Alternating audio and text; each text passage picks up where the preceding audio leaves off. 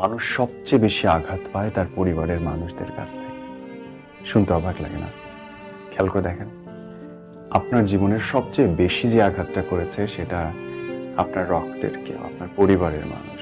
বাইরের মানুষের এত ক্ষমতা নেই যে এই লোহার চামড়াটা ভেদ করে ভিতরে কষ্ট দেবে। পরিবারের মানুষরাই খুব সূক্ষ্মভাবে হাসতে হাসতে আরেকটা মানুষকে খুন করে ফেলতে পারে। বাইরে কেউ পারে না। সবচেয়ে বড় কষ্ট দেয় পরিবারের মানুষই। আমার কষ্টের কথা আমি কাউকে বলি না, হাসি মুখে সহ্য করি। সবার ধারণা আমার বোধহয় কষ্টই হয় না। হয়, অনেক হয়। যাদেরকে বলেছে আজ পর্যন্ত কষ্টের কথা, সবাই কষ্টটা বাড়িয়েই দিয়েছে, কমায় নাই কেউ। তাই এখন আর বলি না, হাসি মুখে থাকি।